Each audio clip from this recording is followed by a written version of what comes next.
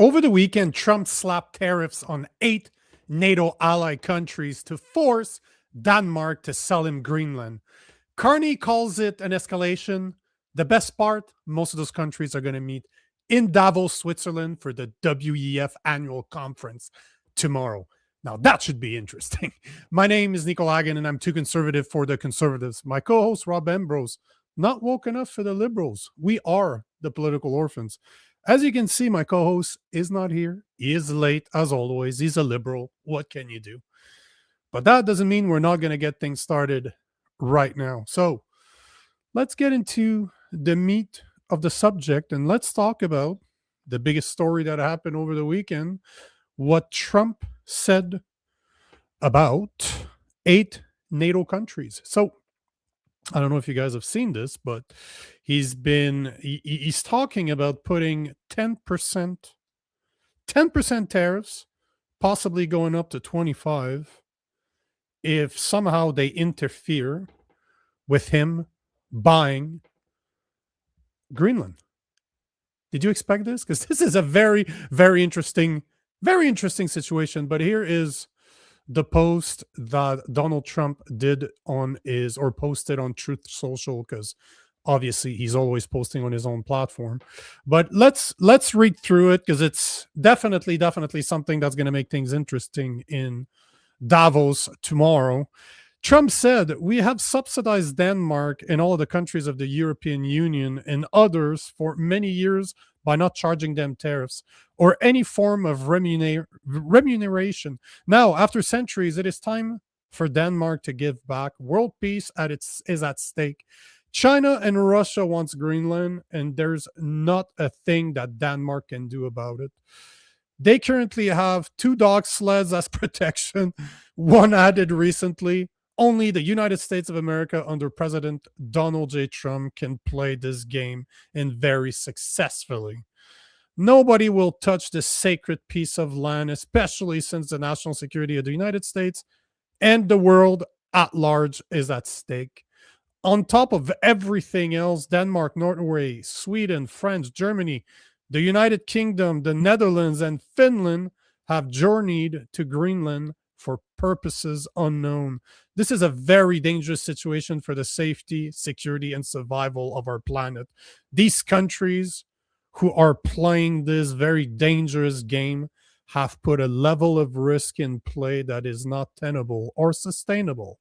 Therefore, it is imperative that in order to protect global peace and security, strong measures be taken so that this potentially perilous situation end quickly and without question.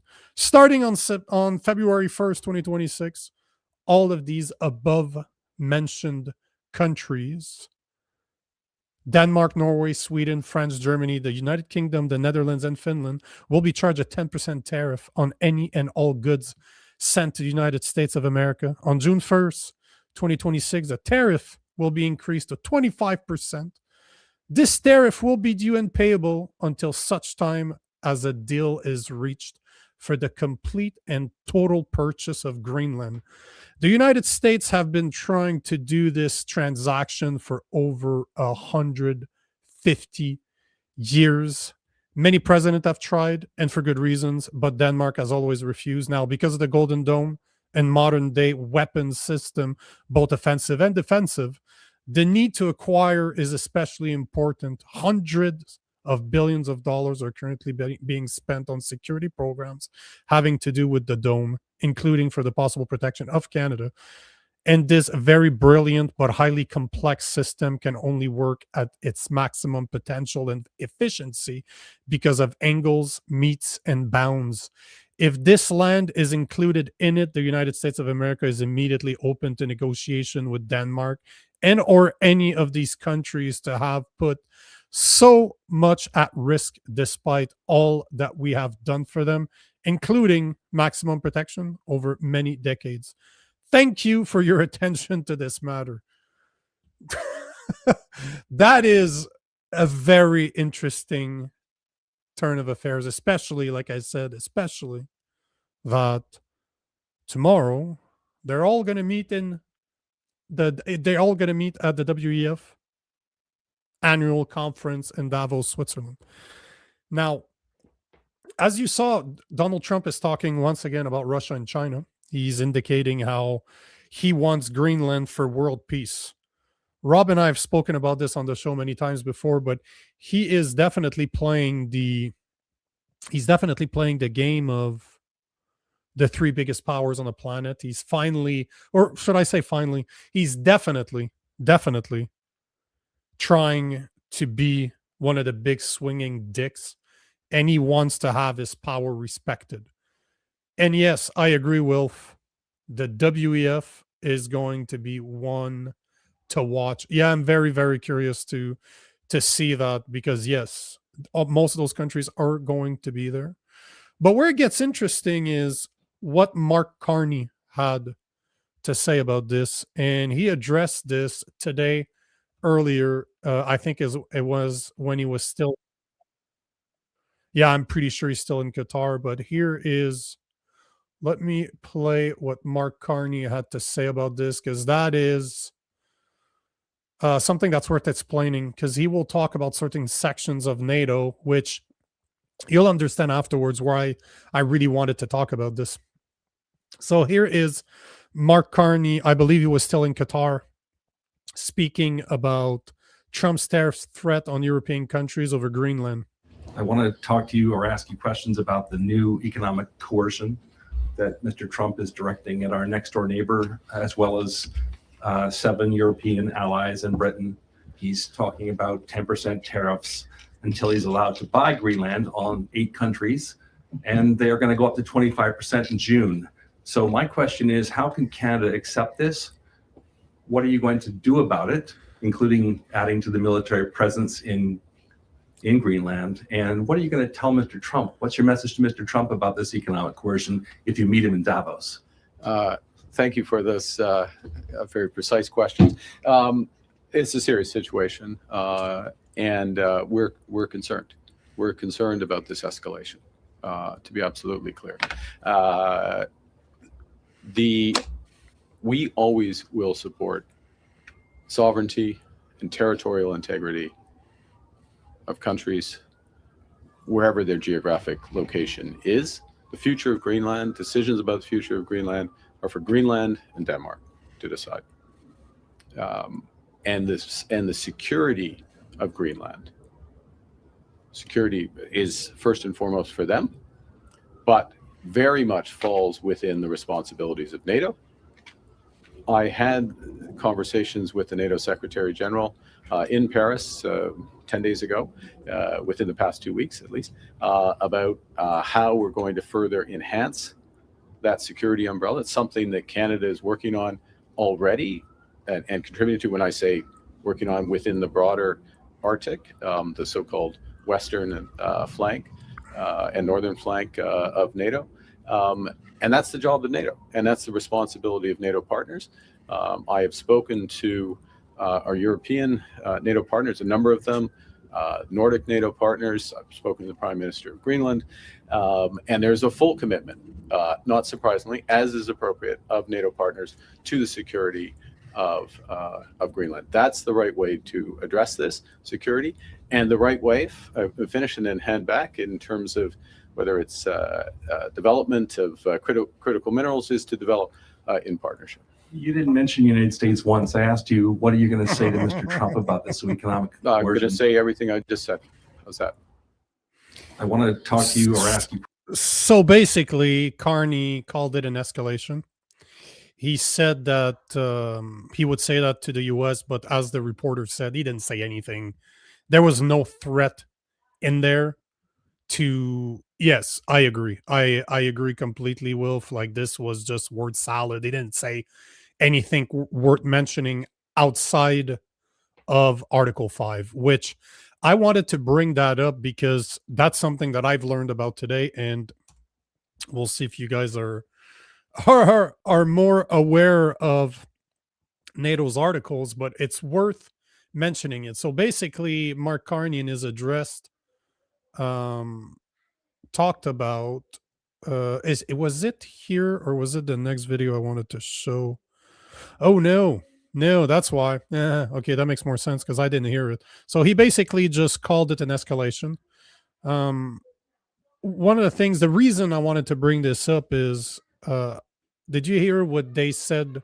What they said, I mean, what Mark Carney said last week. Well, no, this week actually, we're Sunday. So, what Mark Carney said about Trump and what would happen if he actually tried to take over Greenland, because this is the part that is really worth speaking about, because it could be the future of NATO. This is what's very, very interesting about what Trump is doing, about the tariffs, about what Mark Carney is saying.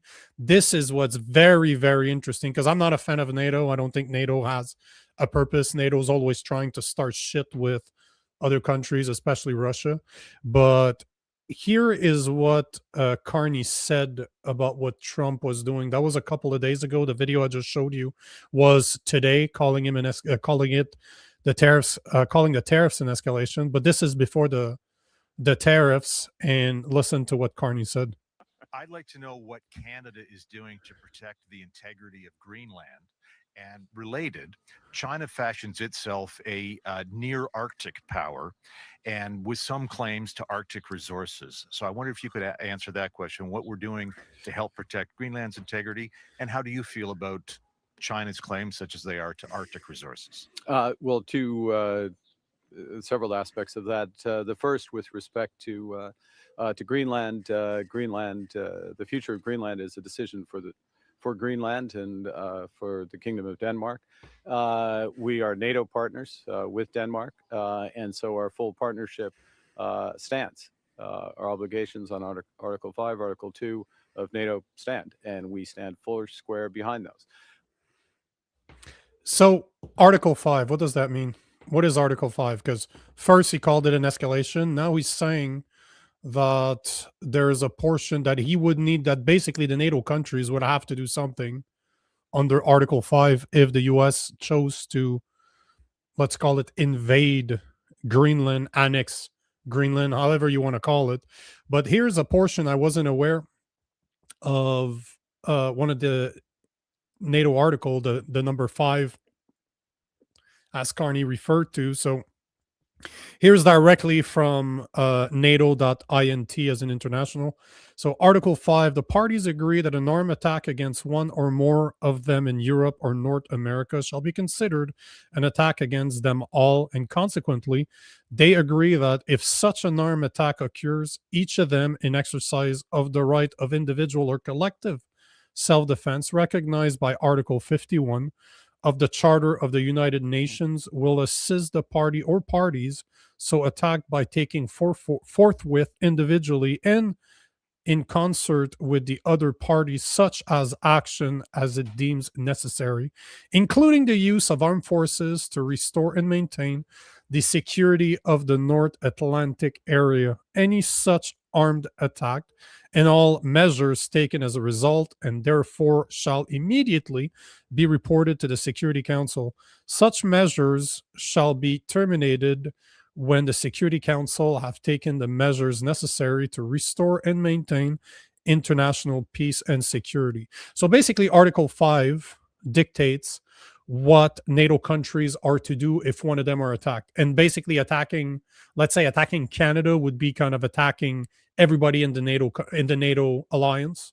And every single country individually would have to take a decision as what are they going to do to help, let's say, Canada. But it is based, as Article 5 says, individually on each country to decide what they want and won't do. But the question becomes, and this is where it becomes interesting, is what happens if Trump decides to invade Greenland? Can NATO go after the US? This is the very, very interesting part. So if the US invade Denmark, could invoke Article 5, treating the US action as an attack on all NATO members. The other 30 allies would then decide individually or collectively how to respond, potentially including military force against the US to restore and maintain the security of the area. In legal terms, this assistance is not automatic or compelled. Each member chooses what they deem necessary, which could range from sanctions / diplomacy to airstrike or ground support. We all know, obviously, that the U.S., if the U.S. decided to invade Greenland, there's nothing much that the NATO could do. We know that they wouldn't band together to attack the U.S. We're considering the U.S. has between 1.3 1.4 million active duty personnel right now, compared to the combined force of NATO outside of the U.S. is at 2 to 2.1 million. So it's not going to happen. But the thing that becomes very, very interesting is was said by Danish Prime Minister. The Danish Prime Minister, Denmark, owns Greenland, basically. So I'm not going to play the video of it. It's in Danish, so I have a translation here. But what she said is this: first of all, I think one should take the American president seriously when he says that he wants Greenland. But I will also make clear that if the U.S. chooses to attack another NATO country militarily, then everything stops. That includes our NATO and thereby the security that has been provided since the end of the Second World War. Denmark has always been a good ally to the U.S., and we wish to continue to be so. But I also have to address some of the things being said from the American side, and we will, of course, not put up with any situation where we and Greenland are threatened in this way. And if you notice what she said, this is the important sentence of what she had to say. But I also want to make clear that if the U.S. chooses to attack another NATO ally militarily, then everything stops. And what she means by that is, one, it's interesting, but there's no mention in any articles of NATO what happens if they need to expel a country from NATO. There's not really a way that's dictated through their articles, but what she was referring to is that a country like the US attacking another NATO country would literally put an end to NATO. Like, this could completely destroy NATO, because she believes, and most analysts believes the same thing, that NATO could not survive an internal military conflict between its members.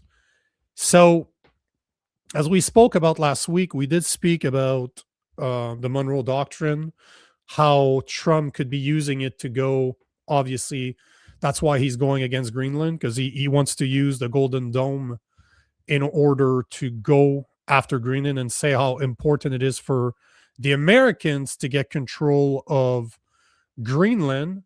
But he's talking about the Donroe Doctrine, or the Donroe Doctrine, or you can call them the Trump corollaries. But where it becomes also extremely interesting is Canada next. And the reason I'm saying Canada, he's not going to invade Canada. But one thing that we spoke about in the episode that we touched on the Donroe Doctrine is Trump is very, very interested in the Northwest Passages, like our waterways to the north between us and the Arctic, because he says we're not securing it properly. And China uses the Northwest Passage in order to get to Europe faster, to expedite goods from China to Europe. Literally cuts 7,000 kilometers in distance between China and Europe. So it's extremely profitable for China to be there, but it also causes a security risk as per what Trump is concerned, because if you've ever looked at the Northwest Passage, it obviously goes right next to Alaska before going through. And Trump argues that this is not in-way, it's not in-way waters, but it's international waters. So this whole thing is very interesting, how Trump could literally put an end to NATO by annexing, invading, taking over Denmark the way he did Venezuela. And most of the countries, the 8 NATO countries that have been slapped with tariffs, are going to be slapped with tariff on February 1st, are all going to be in Davos Switzerland for the WEF annual conference. So this should make for a very fucking interesting conversation. Having Trump that wants to take over a country or take a second country. Yeah, I mean, the and they're Greenland all thing- there. Yeah, the Greenland Terrorists for you, thing. terrorists for you, terrorists for you. But the part you Yeah. missed, though, before you answer, is that Okay. Carney mentioned today when he was in Qatar, he mentioned Article 5 of NATO, which dictates that an attack on one is an attack on all, but Mhm. it's a individual response. All the 30-ish countries will have to decide for themselves if they do something or not, if Greenland were to be attacked by the US. But I can the I can Danish spoil this right now. No country, no European country is going to war in the United States over fucking Denmark. But that's not what could change the tone of everything or destroy NATO. Is the Danish prime minister yesterday said that if Trump does that, it could put an end to everything, as in it could put an end to NATO, because they will not, obviously she is paraphrasing, she's not saying it directly, but nobody's going to go after the US. Nobody's going to go after them. Nobody's going to protect them. But not only do they not have a way to expel a country from NATO, that's not part of any of their articles, but somebody as big as the US deciding to go after another NATO country would destroy the alliance. No, it doesn't. It's a ridiculous argument, because NATO is America. It's not. It just couldn't exist. It could not exist without America. And it's to say NATO's going to attack America is saying America's going to attack itself. It's a nonsensical thought. Even to the extent that the European forces have military equipment, it's almost all American. Like their fighter jets, their everything, their weapons, and a lot of them have kill switches. The nice F-35 you got there, be a shame if something happened to it. Is basically what it is. So this is it's all theater. I actually think there's a good chance Trump gets Greenland, but I think it'll be. I think they'll just buy it. It's the thing that makes the most sense for Greenland, for Denmark, for Greenland. But that's what he's proposing. He's not proposing to invade it right now. No, yeah. He's proposing to buy it, and I saw some articles saying that he has offered like $100,000 per Greenlander if they agreed to annex the country. So it's not gonna happen, but no, it is just interesting how it is very interesting when you have a country as powerful as the US to decide to swing their dick around and see how people it kind of reminds people that, you have a place, it ain't in front of the pack, you're behind me, and the only reason you haven't been invaded by, let's say, China or Russia is probably because the US have been backing you through NATO. If those countries, if the US chooses to get off of NATO and not defend what happens in Europe anymore, you're going to see that the tone in Europe is going to change heavily towards Russia. They're not going to be smacking their gums like they're smacking their mouth right now.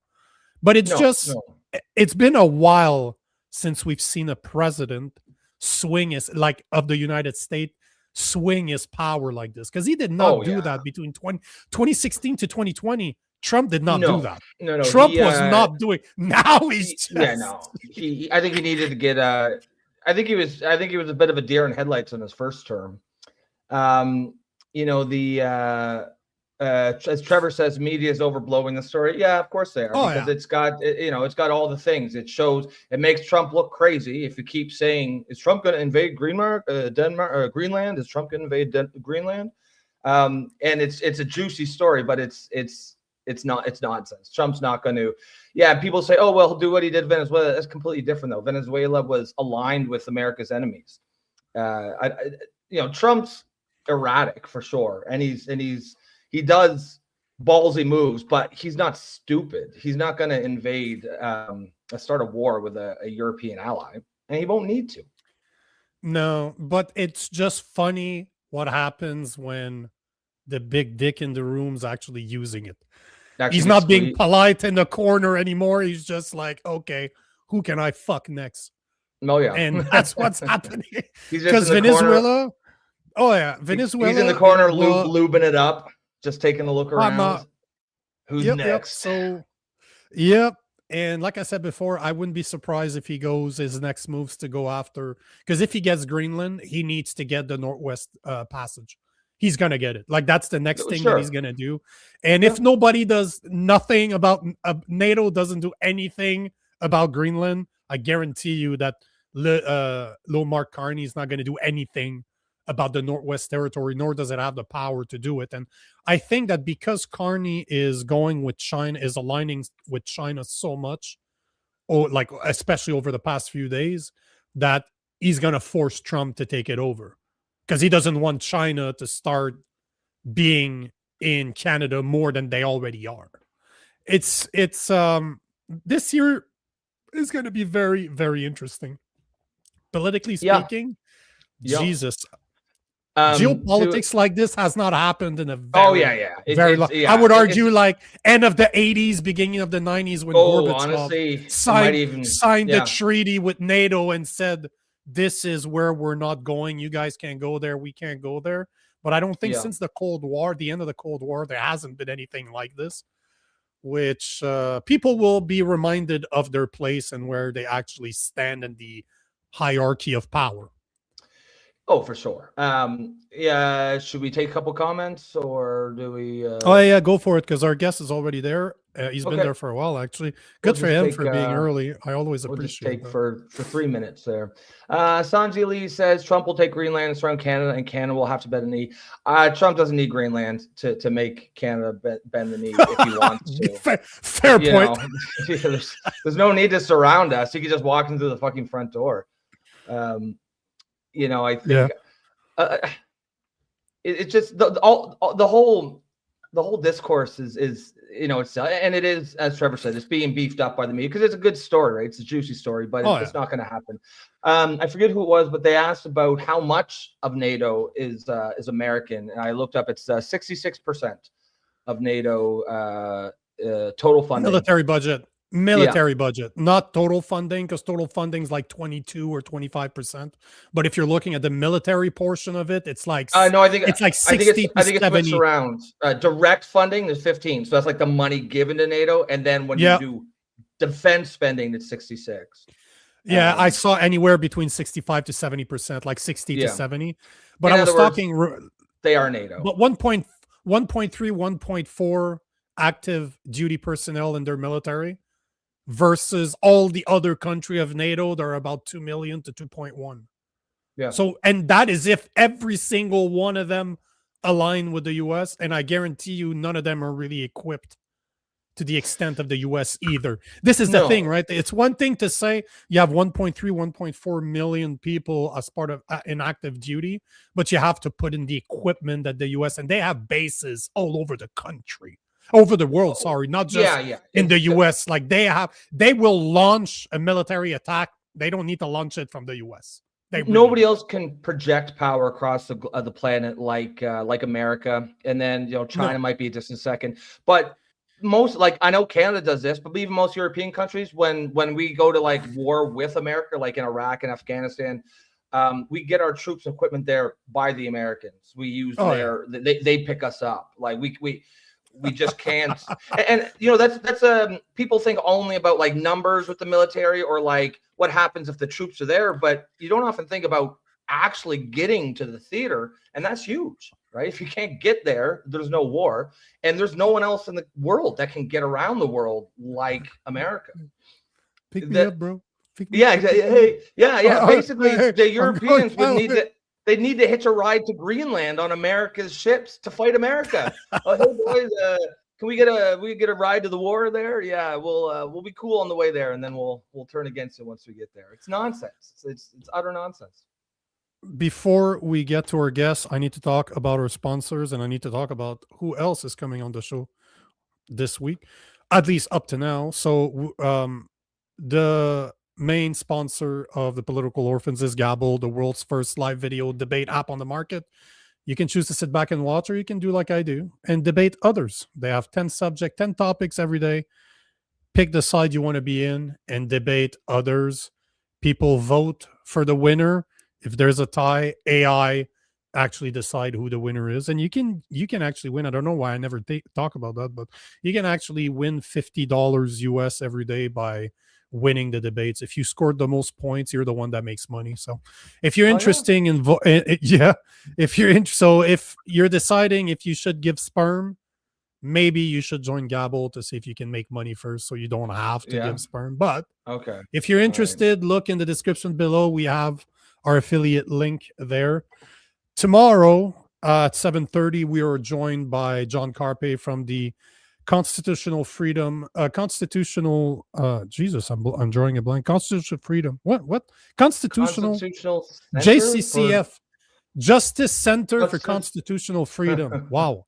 He's joining us at 7:30 to speak about the ruling that happened on Friday, where the Federal Court of Appeal ruled that Justin Trudeau's use of the Emergency Act was indeed illegal and unconstitutional.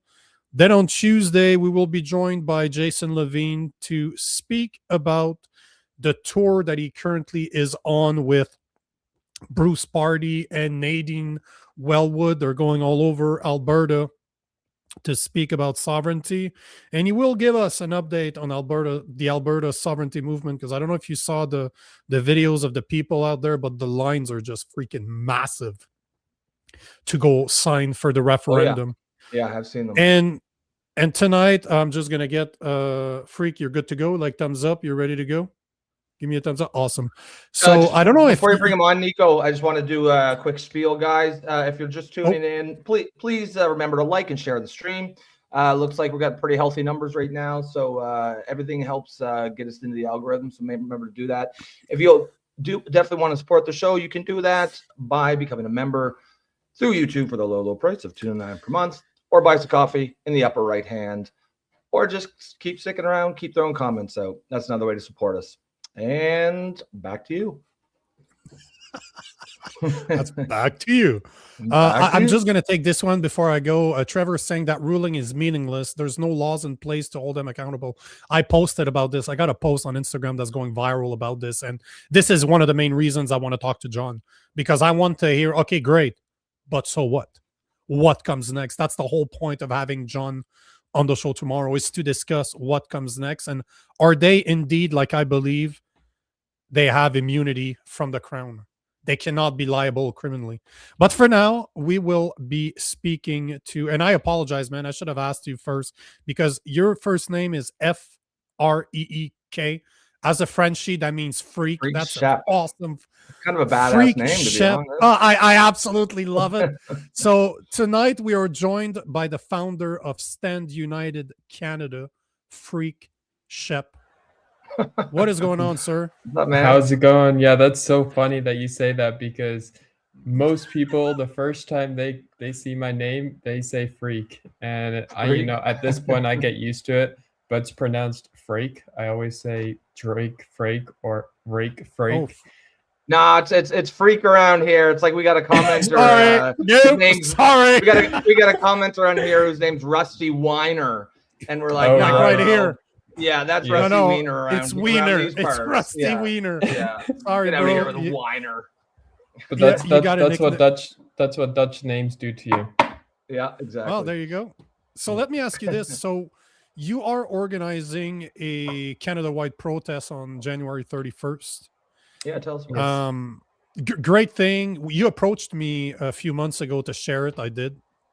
But then I saw that you posted with a bigger account. I can't remember who it was. Somebody else reposted you. That caught my interest. I'm like, oh shit, this actually is growing. Since last time I checked your accounts, it's been growing. So talk to us about, I got a bunch of questions, especially because you're young, right? You look like you can't even grow a beard yet. How old are you, if you don't mind me asking? I'm 22 years old. I do have some facial hair, but I love it. Don't take this as an insult. On the contrary, it's something we need more youngsters to be taking over this, because it's not me as a 43-year-old that's going to inspire a 16-year-old or an 18-year-old to get involved with what's going on in politics. So what inspired you to do this, and does your faith have anything to do with it? Yeah, so I started Stand United Canada years ago. It was actually close to, the Freedom Convoy. And since then, I've been kind of, organizing protest for different topics. A couple of years ago, we did against the carbon tax. And then a few months ago, we did a farmers protest after what happened at the, with the CFIA at the ostrich farm. And ever since, we've just been going, organizing things. 1 million March for Children. We did a vigil for Charlie Kirk. So yeah, we just try to stay on topic on what's happening. And right now, after what happened in China, and when Carney mentioned the World New Order, we couldn't be quiet anymore. And this was our time to organize something bigger. And yeah. Nice. So basically, you're saying that it has to do with the New World Order that he's talking about. Does that have anything to do with the censorship bills like the C2, C8, C9, C12, C16, and the new bill C63 that will be retabled soon? Yeah, all the bills that are going out, especially for free speech, especially as someone as Faith, like you mentioned earlier, we are at this is the point where we have to stand up and show, because it's soon going to be that we won't be able to go out in public to share our faith on the streets, because the government will just censor us or stop us or ban us or whatever they will do. Yeah. So is this sorry, it's protest. Is it just one, or is it one location? Is it across many cities, or how is Yeah, so what we're doing is we're going to do in every major city across Canada. We're going to do citywide marches. That's kind of the idea behind it. To get hundreds, thousands, hopefully will show up to these marches and just fill the city up with people, because that's what we want. We just want to have people out there in the cities marching. It doesn't matter if they're going by government buildings or not. It's just more for the presence and showing that Canadians, we have enough, and we're still here, and we're not going to be quiet. For the guys that are interested, here's a post that you guys published yesterday. And yeah, that's who it was, Proud Canuck.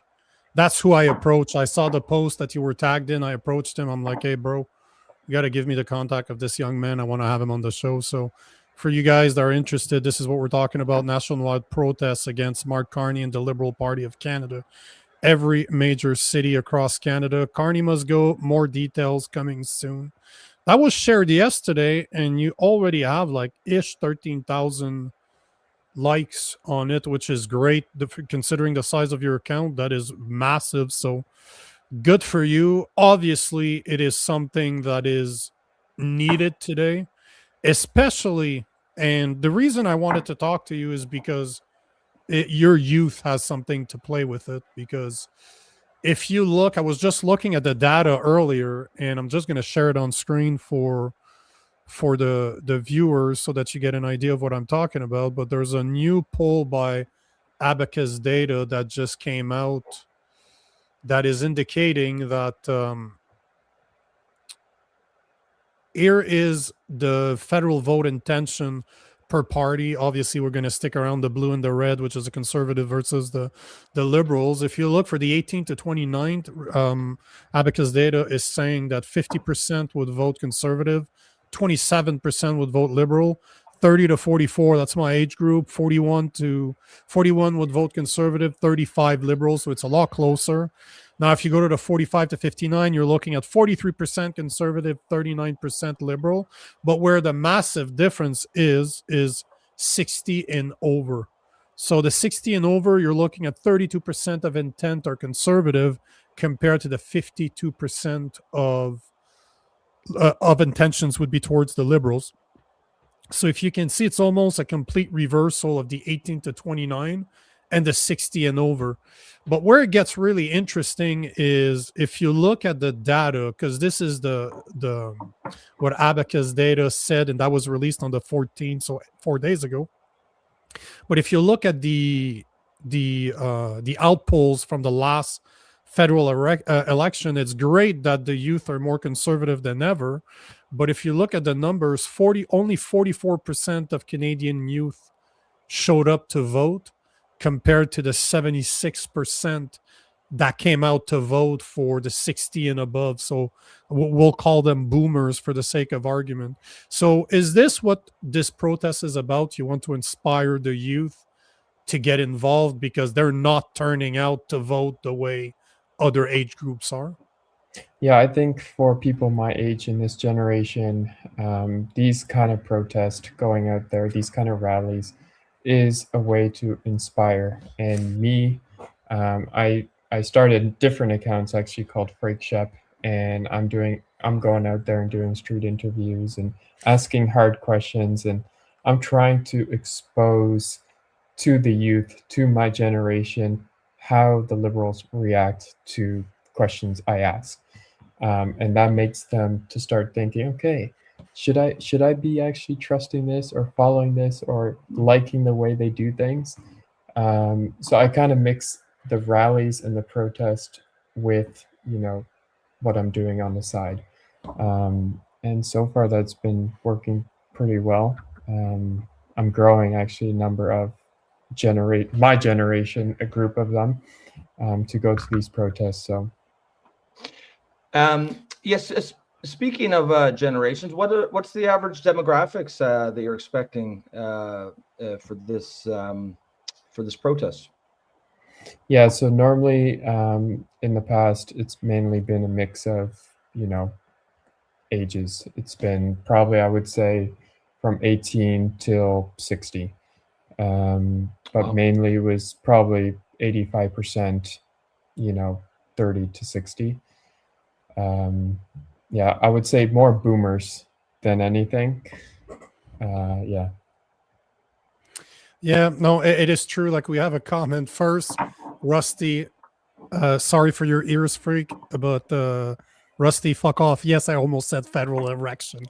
I caught myself. I was going to say federal erection for some reason, but yeah, thanks for showing it. But if you look at the numbers, it totally makes sense, because it was over 60%. What was it? 60% of the people that showed up. Yeah, 52% of people over 60 voted.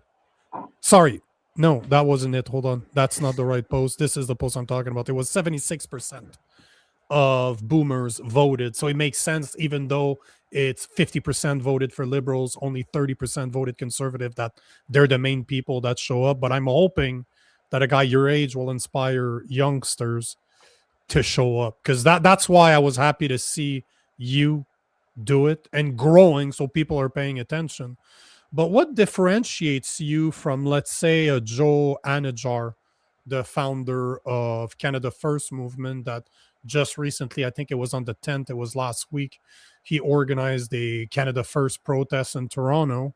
And as much as, like, him and I have spoken before, like we send texts every now and then, as much as I think his idea is great, his gathering never seems to bring out that many people.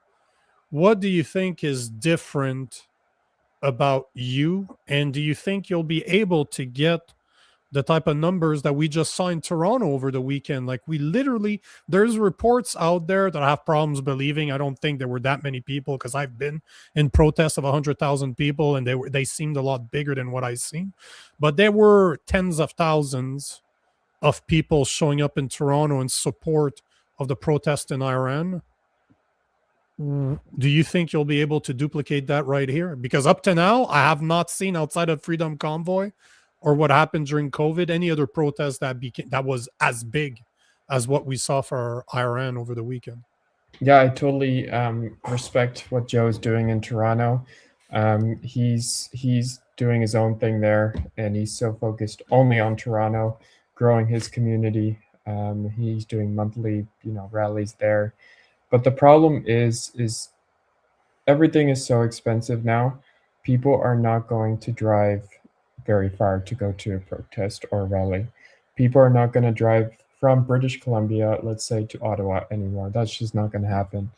And so that's why we are doing a nationwide protest, so people can go to their nearest cities and I think that more people will show up because it's closer, less gas money, cheaper for them, and I think that's what's important, is doing something that's more convenient for the people to show up. But when it comes to the Iran protest, I think Canadians are still, dealing with some sort of fear that if there were something big to happen like this, that police might come out in heavy forces and arrest people or give people fines, and that's the problem. People are just too fearful after what happened and with the Freedom Convoy, and we just need more bold people to stand up. And yeah. I want to take one of the questions from Rusty Wiener. I'd like to know what he seizes in his peers when talking to them. Are the younger generation more red-pilled than the millennials? I'm supposed to answer that? That one's for you, man. In your opinion. I don't really know what the red pills or the millennials mean, but the red pills basically mean that you've seen The Matrix, obviously. You take the red and the blue pill. You take the blue pill if you want to continue living the lie. You take the red pill if you want to know the truth. Red pill simply means that it's the beginning of the truth. You're ready. You know there's a problem. You might not know what the problem actually is now, but you're ready to wake up to, let's say, our government being tyrannical since 2020. Everything that they've done to us through COVID, through the lockdowns, through what they did through the convoy. Realizing this could mean you were red-pilled, like something's wrong. You might not know what to do about it, but you know something's wrong. Is that what you're seeing from your generation? Is they know something is wrong, they just don't know what to do about it, or they don't know quite what's wrong yet? Yeah, I think they're kind of at this point in their life that they just don't care. They're blinded. They don't want to go out and put the effort in to really care what's going on. A lot of my friends, they literally say that, like, Freek, why are you so interested in politics? Why you, like, isn't Canada fine? But while I see, like, okay, my future is at risk because I soon might not be able to buy a home or afford a home because it's so expensive. So I see where things are going, but they don't see that. And so they're blinded in that way. And that's I feel like that's what's holding them back. Yeah. Was something you wanted to add to that, Rob? No, I was just, I'm pretty impressed. You're only 22 years old and you're quite conscientious. Certainly I was not this engaged at your age when I was. But he's a liberal, so don't be surprised that he wasn't or ever, to be honest. I've never been that engaged ever. No, I'm just kidding, but yeah, no, I just want to say, congratulations to you, and keep it up. What's next then for this? Is this do you intend to kind of keep this going, make this a regular thing? Yeah, so we tried to do a monthly thing. Normally it's a different topic. But everything that's been recently happening, we tried to do it completely focused on Mark Carney and the Liberal government and just having accountability. I think that's the main thing right now Canadians need, is accountability after everything that's been going on. And yeah, so we'll be hitting the streets January 31st across Canada, every major city. And that's what we want is accountability.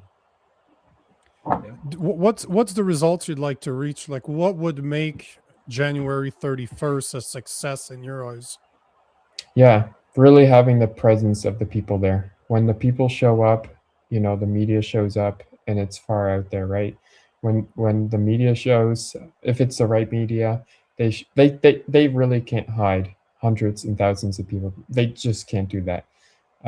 So if a lot of people show up out there, like, I think that's gonna have an effect on the government somehow.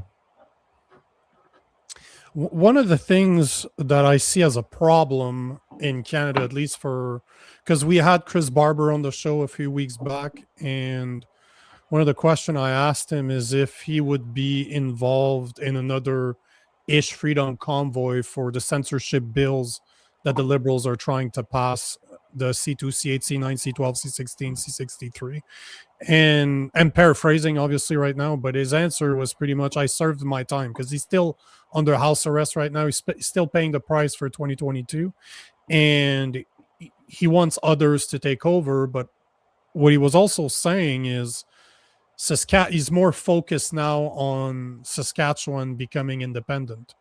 And considering what's going on in Alberta right now, where a lot of the freedom, because it seems that a lot of the freedom fighters in Canada are from the West or the Central or West Canada. It seems like Quebec and Ontario is not as interested in the freedom movement. Do you think it's going to be problematic because Alberta and Saskatchewan is so focused on doing their own thing, that is trying to get sovereignty for their own province? Yeah, well, I'm actually getting messages every day from people saying, I'm focusing on Alberta, what you just said. And you guys, good luck with your protests. Like, have fun. But we're going to separate, and we're going to do our own thing.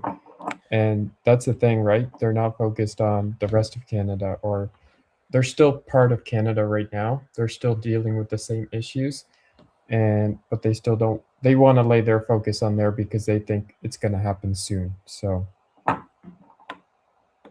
but do you think that's going to play a role, that's going to play, I don't want to say against you, but technically it would, because they're more interested in, they're tired of dealing with Ottawa. They've been taken advantage of for too long, that they don't want to be involved anymore. They just want to separate. Quebec is possibly going the same way in 2026. We're going to have an election here, and the party that's leading is a separatist party, a very open separatist movement. That's what they want. They want to separate from Canada. So you're looking potentially at Quebec, you're looking at potentially Alberta, and from what we know, having spoken to Jeff Rath last week, he was on another show that I'm on, and he admitted that he is in talks with the party representative of the separatist party in Canada, in Quebec, that is leading in the polls right now massively. So they're organizing, they're going to help each other get their independence. So I'm just wondering, do you think it's going to play a role, it's going to make it more difficult for people to care about Canada? Well, I think Alberta is definitely, majority conservative, and they really show up when it comes to protest. So if they do separate, it's going to bring a big effect on the rest of Canada for the people who actually go out there, show up, and do something. At that point, it would just be the rest of Canada having to wake up to seeing what's really going on in this country and taking a stand. Because once Alberta is separated, then it's on us to take that role, take that responsibility. Anything you wanted to add, Rob? No. I mean, like I said, very well spoken, young man. I think you've answered all the questions I had. Was there a couple? I think there's a couple questions that. There's a comment. Did you have some more to add, and then we can take some of the questions? I can ask questions. I can ask a lot of questions, but take some of the comments. Pam and AB, I applaud your involvement, Freek. We need more of your generation to engage. I agree. Yeah. Jason Lang says Alberta has not tried to separate before, so I don't get how we keep doing the same thing. Yeah. So one thing we talk about on the show a lot here, Freek, is the Alberta separation issue. It's obviously important to you as well. No one has a crystal ball, but we have a pretty good cross section of different voices. I always like to hear their opinion. What do you think is the timeline for this? For like Alberta separating? Yeah, I assume it's going to happen. And is this part of your movement, or is this just a sort of a personal political, position of yours separate from your movement? Yeah, I don't know when it could happen or when it's going to happen, but I think Alberta has had enough, and they're seeing what's happening. They're we keep hearing the same thing from everyone in Alberta.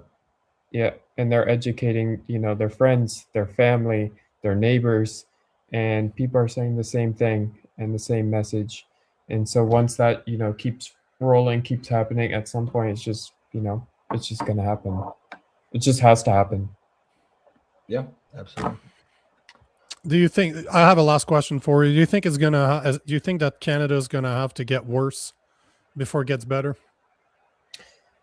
For people to stand, I mean, we're right now at a point in Canada where things are soon going to get, really bad. I mean, we're seeing all these things. We're going into the, the new world order. It's just going to happen. And unfortunately, Canadians are, Canada's a very, respectful country. We're open to all these A different little things. too, Welcoming, yeah, a little too much, especially me from the Netherlands. We're a little more bold, and that's kind of where my inspiration comes from to lead a movement like this. But yeah, we got to be more bold to stand up there, because soon we won't be able to anymore. It will be too late. So we're at a tipping point right now in Canada where we have to do something. Like, it's crucial. Otherwise, yeah, it'll be too late. Well, I want to thank you for responding to me. I want to thank you for joining the show, for coming here, and especially doing what you're doing. I want to wish you the best of luck on the 31st. Let me know if there's anything I can do to help, because as I said multiple times, and as you saw in the comments, we're very welcoming and impressed by the youth. We need more young people to speak out, even if I disagree with you, at least to show involvement, because it matters. It really matters. The youth are who's going to be responsible for taking over this mess. It's not going to be me. I'll be dead by the time you guys have to take over. So you're going to have to be there and do something about it. So yeah, good for you for doing what you do, and best of luck, sir. Yeah, thank you. Yeah, thanks for coming on, Freek. Yeah, thanks for hosting. Absolutely. Enjoy the Appreciate rest of your night. Yes, have a great day. Bye. So there you have it. Yeah, good young man. Well spoken. Good for him. I'm always impressed to see the youth take over, because they have to, right? They absolutely have to take over. So it's January 31st. So ish 2 weeks from now, 12 days. Yeah. No, Just that'd be, over 12 I mean, days from yeah, now. it's pretty good to put on your resume at 22. I don't even know if you could, but it's an impressive, feat for sure. Yeah, and he's been growing. Like, I've been looking on his Instagram. Like, I remember when he first approached me months ago, he had a super small account. I did share it, like his one of his first protests, but he's been growing and growing and growing. So it just kind of shows the unrest, or how people are really getting fed up with Canada. So good for him for doing what he does. And it always, as I said, it always impresses me when people are ready to do what others don't have the balls to do. Because there's a lot of people out there that are going to criticize him. They're going to, yes, I could have spoken about, does he really think that the conservative movement is going to be that much better than the liberals? I could have pushed him on those questions, but that was not the point. I'm just happy to see that he's getting involved and opening up his eyes as we go. And hopefully he meets others that will open his eyes as he's opening the young people's eyes. So yeah, just good stuff all around. I think it's a good way to start our first show of the week, or Sundays. So yeah, absolutely. What do we got? Got a few more minutes left. Did you have any more topics you want, or you want to take some questions?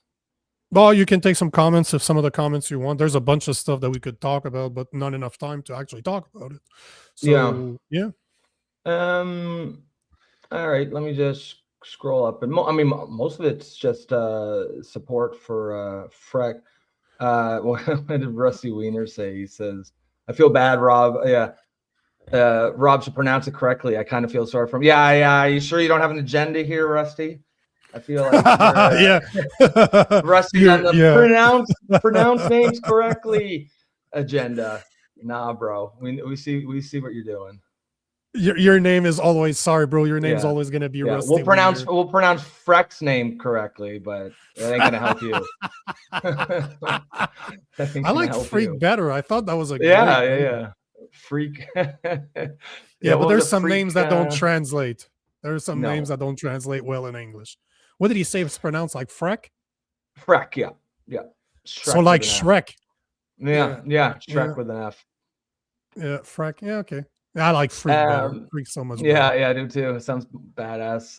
Ray Davis says, Yep. respect, young man. Many boomers will be with you. Canada will be unrecognizable if boomers don't show up. Sober up. Sober up. Yeah. Sober As up. you yeah. should. As you should too. Yeah. Sober up. Yeah, yeah, exactly. Sober Yeah. up. I think we'll call it a day, bro. If you want to Yeah. do your speech and put a pin in her. Let's put a pin in her. Excellent show, guys. Thank you for tuning in. Great start to the week. If you recall, who do we have tomorrow? John Carpe? We have John Carpe from the Justice Center for Constitutional Freedom to speak about the ruling that happened on Friday where the Federal Court of Appeal ruled that Justin Trudeau's use of the Emergency Act was illegal and unconstitutional. But the reason I really want to have him on the show is to tell us what comes next. Because when I saw that ruling, I'm like, that's great, but who cares? Like, if you're not going to keep Justin Trudeau accountable, if he'll never see the inside of a court, what does it matter? Because that means that politicians can continue doing what they're doing and they will have there's no consequences for their actions because they're protected by the Crown immunity. So that's what I want to talk about tomorrow. And on Tuesday, Jason Levine is joining us to speak about the tour that he's currently on and update us on the Alberta sovereignty movement as he's been going all over Alberta. So that's what we have up to now. I'm always looking to book guests as topics arise. So stay tuned. Yeah. We always got a surprise guest here or there. But yeah, tomorrow it's going to be a friend of the show, John Carpe. And then it's Wednesday, right? Is the next guy or Tuesday? No, tomorrow, Monday is John, and Tuesday is Jason. Okay. Awesome. And yeah, you never know. We might have a couple more slotted in towards the end of the week. Guys, if you want to support the show, please consider becoming a member through YouTube. You can do that for the low price of $2.99 per month. Another way you can support the show is with the Buy Us a Coffee QR code in the upper right-hand corner. And again, another classic way to support the show, doesn't cost anything, is keep coming back. Throw those comments in there. Again, anytime we have guests, we don't take as many comments. We just want to let our guests do the talking.